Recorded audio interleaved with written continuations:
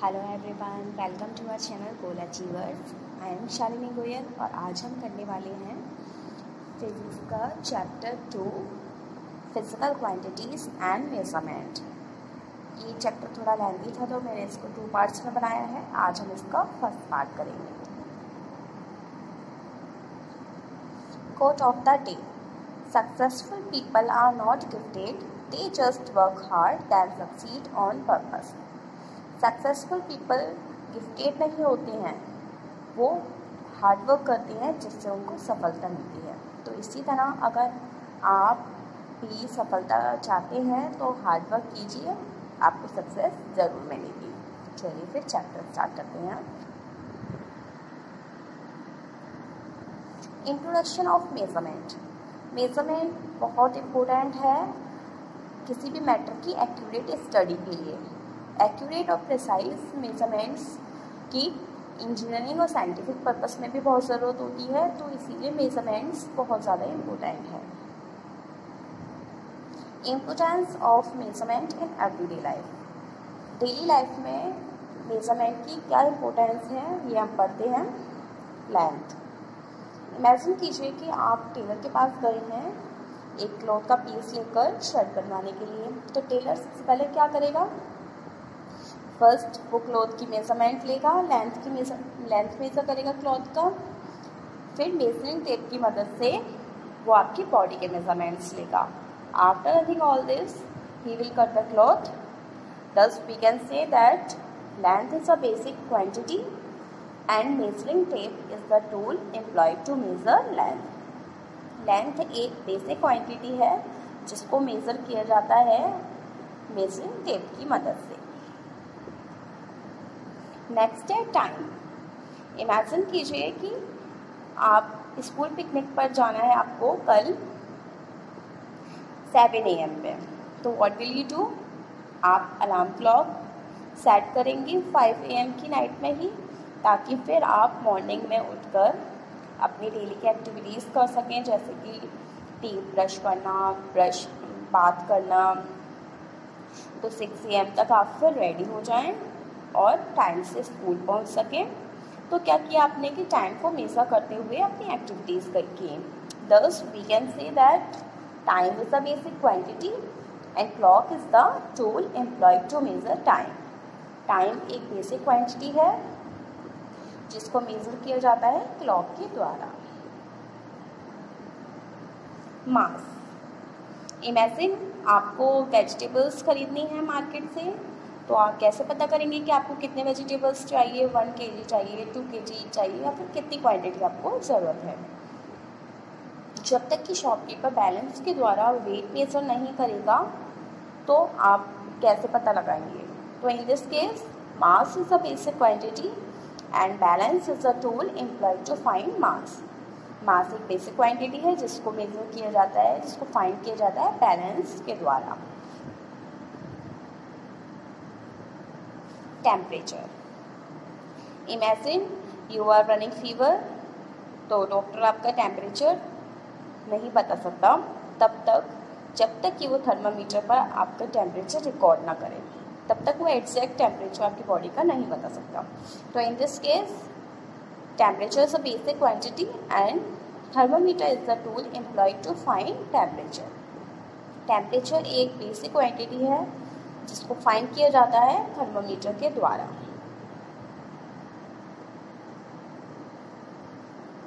Measurement of length. Length is the measure of distance between 2 points. 2 points हैं, उसके बीच की जो डिस्टेंस है that is length. 2 rods AB and CD which are almost equal in length। तो ये जानने के लिए कि कौन सी रॉड लंबी है, हमने क्या किया, उनको प्लेस किया side by side. Thus we can see that rod CD is longer than rod AB.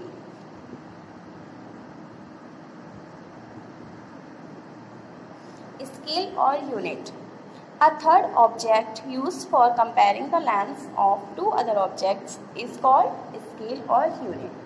Third object जो कि अदर टू ऑब्जेक्ट्स की लेंथ को कंपेयर करता है उसको कहते हैं स्केल या फिर unit. Following are the advantages of using a scale. इसके क्या एडवांटेजेस हैं? Scale can be easily taken from one place to another. एक जगह से दूसरी जगह तक इजीली हम स्केल को ले जा सकते हैं। Scale does not change during measurements. Measurements के समय स्केल चेंज नहीं होता है, वो जितना है वैसा ही रहता है। तो these are the advantages of using a scale. Need for a standard scale. In the early days, people used to measure length with the help of parts of body. Body के पार्ट्स की मदद से length major किया करते थे पहले के लोग, जैसे कि out stretch palm, foot length, arm length और क्यूबिट लेंथ। तो इस तरीके के मेजरमेंट्स थे। King Henry first declared that distance from the tip of his nose to the stretched thumb of his sideways stretched arm should be used as unit of length. इन length को उन्होंने yard कहा।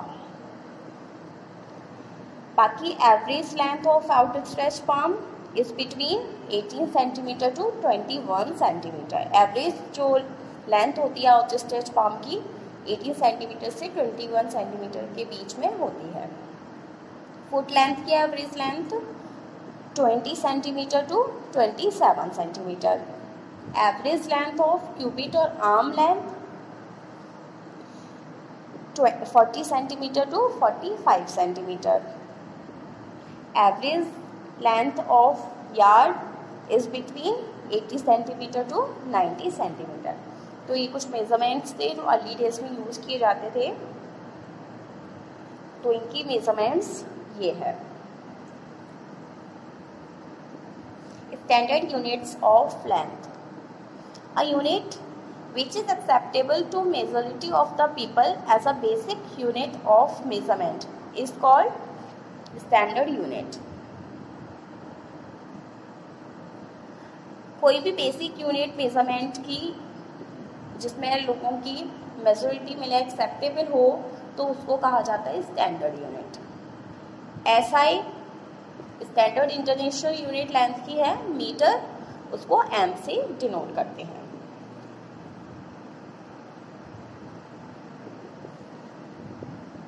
Physical quantity. कोई भी quantity जिसको हम physics में study करते हैं उसको फिजिकल क्वांटिटी कहा जाता है। फिजिकल क्वांटिटीज के टू पार्ट्स हैं। First is magnitude and second is unit. Example के लिए जैसे कि ये एक डिस्टेंस दी हुई है, पार्क की लेंथ दी हुई है 200 metre. Length of the park is 200 metre. तो जिसमें 200 क्या है? मैग्नीट्यूड है और मीटर है स्टैंडर्ड यूनिट। तो ये इसके टू पार्ट्स है, magnitude and unit.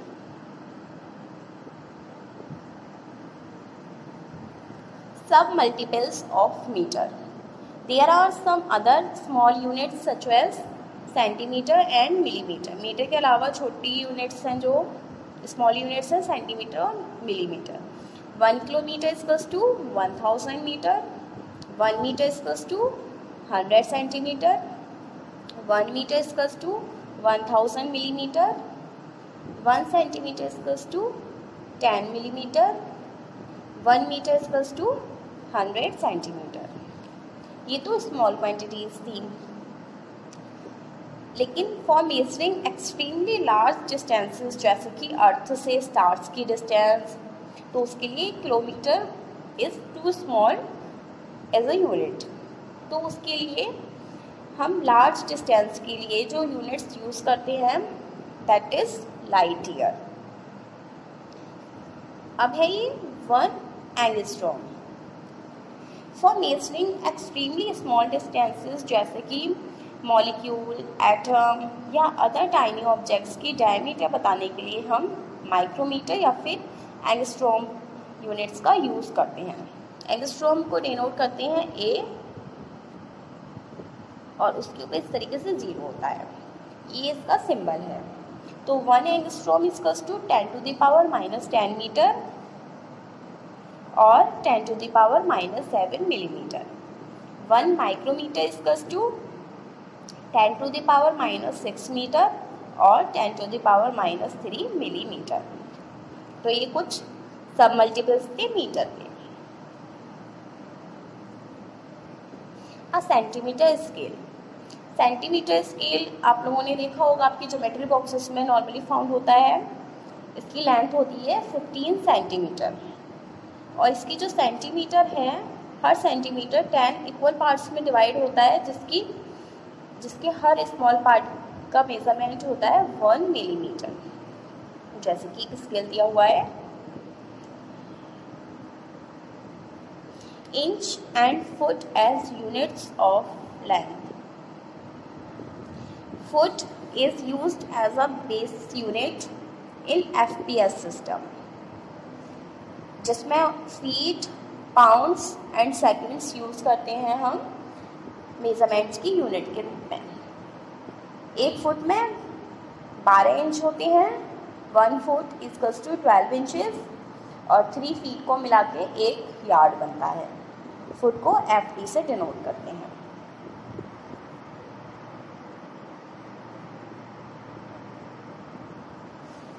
Activity: to find thickness of a coin by a centimeter scale or millimeter scale. Imagine कि आपको 5 रुपीज़ कॉइन की थिकनेस बताने को कहा गया है यूजिंग अ सेंटीमीटर स्केल। अगर आप एक कॉइन यूज़ करेंगे तो एक्यूरेट थिकनेस बताना मुश्किल है, तो एक्यूरेट थिकनेस फाइंड करने के लिए हमने 20 कॉइन्स लिए। These are 20 coins. इनको लिया और 1 upon another हमने उसको प्लेस कर दिया। फिर मेजर किया थिकनेस हमने 20 coins की। Now divide the total thickness by 20. This will give a more accurate thickness of 1 coin. तो हमने 20 coins की हमने माना कि थिकनेस थी x सेंटीमीटर, तो एक कॉइन की थिकनेस निकालने के लिए हमने उस x सेंटीमीटर का डिवाइड दे दिया 20 से। Then we will find the accurate thickness of a coin. Activity 2: to find diameter of a wire using a centimetre scale. हमें डायमीटर बतानी है वायर की सेंटीमीटर स्केल का यूज करके। इमेजिन कि आपको थिन कॉपर वायर की डायमीटर बताने को कहा गया है यूजिंग अ सेंटीमीटर स्केल। अगर आप डायरेक्टली यूज़ करेंगे सेंटीमीटर स्केल तो आप नोटिस करेंगे कि वायर की डायमीटर 1 मिलीमीटर से भी कम है। तो in order to find diameter accurately, wire को स्मूथ पेंसिल के ऊपर टाइट कॉइल की फॉर्म में वाइंड कर दिया हमने। जैसे कि आप ये देख सकते हैं, इसको पेंसिल के ऊपर वाइंड कर दिया इसको कॉइल की फॉर्म में वायर को, such that there are 30 coins, 30 turns in the coil.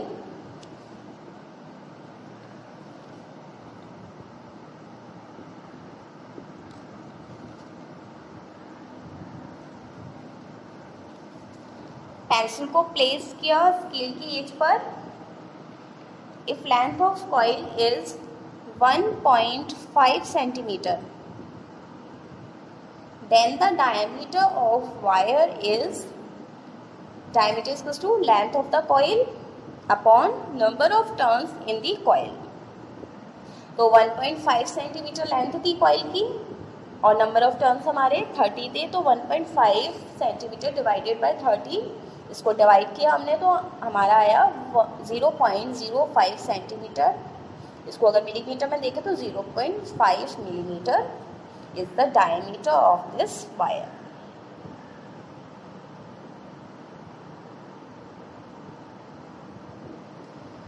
To measure length of curved line by using a thread. इसके लिए हमें मटेरियल रिक्वायर्ड होंगे एक वाइट शीट पेपर की जिस पर कर्व लाइन ड्रॉ करनी है। About 10 common pins, a thin and strong cotton thread, एक मेजरिंग टेप। तो हमने क्या किया, ये ड्रॉ की थी ये कर्व लाइन। तो ABCDEF पिन्स हमने फिक्स कर दी कर्व लाइन पर। अब कॉटन थ्रेड लिया, this is cotton thread. Common pin A पर कॉटन थ्रेड से हमने नॉट टाई कर दी यहाँ पर, जिससे कि हम मेज़र करेंगे तो हमें प्रॉब्लम ना हो, एक जगह वो फिक्स हो जाए और हम इजीली उसको मेज़र कर सकें।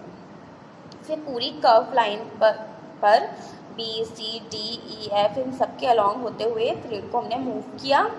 ध्यान रखना है कि थ्रेड को ना ज़्यादा टाइट लेना है और ना ज़्यादा लूज लेना है। फिर हमने थ्रेड हटा दिया ए पॉइंट से भी। Then place it straight around the length of, फिर इसको जो हमने ये कॉटन थ्रेड लिया था तो इसको फिर हमने बिल्कुल टाइट नहीं किया ज़्यादा, उसको नॉर्मली हमने मेजरिंग टेप पर उसको मेज़र कर लिया। The length of the thread जो होगी वो इक्वल होगी लेंथ ऑफ कर्व लाइन के।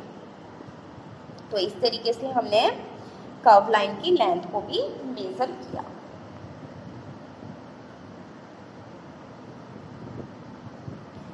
Activity 4. To measure the length of a curved surface such as wooden cylinder. हमें वुडन सिलेंडर के कर्व्ड सरफेस की लेंथ मेजर करने को कहा गया है। तो इसके लिए हमें मटेरियल क्या रिक्वायर होंगे, 1 centimetre scale, cotton thread, wooden cylinder, tie a knot at an end of the string. The knot represents starting point or the 0 point of the string. फिर हमने जो नॉट बांधी थी फर्स्ट, उसको हमने पॉइंट ए नेम दे दिया। String को curved surface के अराउंड हमने रैप किया, जस्ट लाइक दिस। स्ट्रिंग पर पॉइंट मार्क किया बॉल पेन की मदद से, विच meets the noted point A. फिर स्ट्रिंग को स्ट्रेट स्प्रेड किया 15 सेंटीमीटर स्केल पर, such that it is neither too tight nor too loose.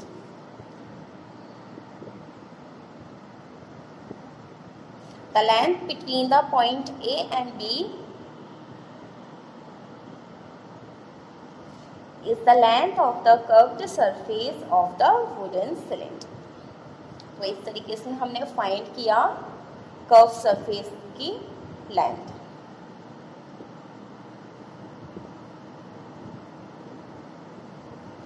Measurement of mass. Mass is the amount of matter contained in an object. किसी भी object में matter में जो matter का amount है उसको ही मास कहते हैं, जैसे कि उसका कितना वेट है, दैट इज मास। ऐसा यूनिट मास की होती है किलोग्राम, जिसको केजी से डिनोट करते हैं। How mass is measured?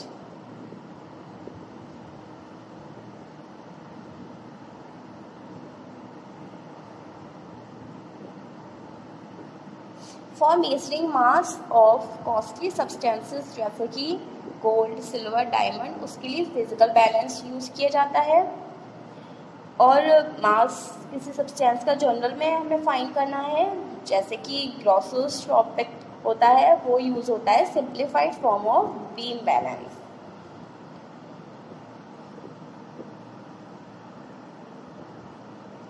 Different types of balances: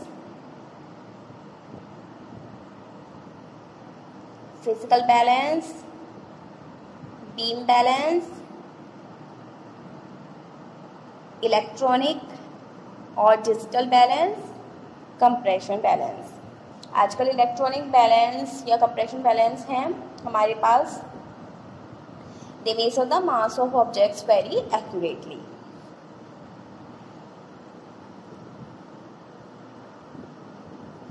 units of mass. Standard international unit of mass is kilogram. How big is 1 kilogram? This weight is generally made of iron. Iron से बना होता है ये और hexagonal shape में होता है ये, जैसे कि ये दिया हुआ है. At its bottom is lead seal fixed by the Department of Standard Weights and Measures of the government. इस तरीके से ये लेड लगी होती है तो दिस इज करेक्ट वेट, और अगर लेड नहीं है, ये बिल्कुल हॉलो है, तो ये इनकरेक्ट वेट है. मल्टीपल्स एंड सब multiples of kilogram. For stating the mass of heavier bodies, a bigger unit is used. बहुत ज़्यादा हैवी ऑब्जेक्ट्स होते हैं, बॉडीज होती हैं, तो उनके लिए बड़ी यूनिट्स यूज होती है, उसको कहते हैं क्विंटल.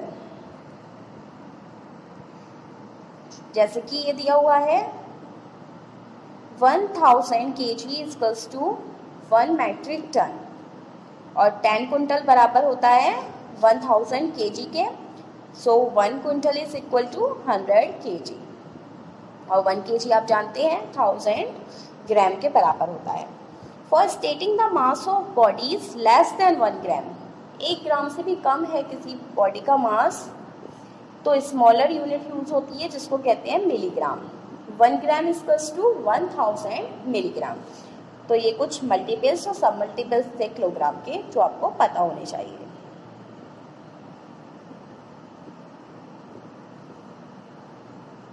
तो ये चैप्टर का फर्स्ट पार्ट कंप्लीट हो गया. इसके 3 क्वेश्चंस जिसके आपको आंसर देने हैं कमेंट बॉक्स में. First question is a measurement of physical quantity is made up of 2 parts. Physical quantity का मेजरमेंट 2 पार्ट से मिलकर बना है. कौन कौन से हैं ये आपको बताने हैं. For measuring mass of costly substances जैसे कि गोल्ड, सिल्वर, डायमंड, तो उसके लिए हम क्या यूज करते हैं. Next is average length of outstretched palm is between dash to dash. अभी अपने चैप्टर समझो, तो आई होप कि आपको ये 3 क्वेश्चंस के आंसर आते होंगे. आप कमेंट बॉक्स में आंसर दीजिएगा और बताइएगा आपको चैप्टर कैसा लगा. सेकंड पार्ट में मैं इसका जल्दी अपलोड करूँगी. Thank you so much. पढ़ते रहिए, खुश रहिए.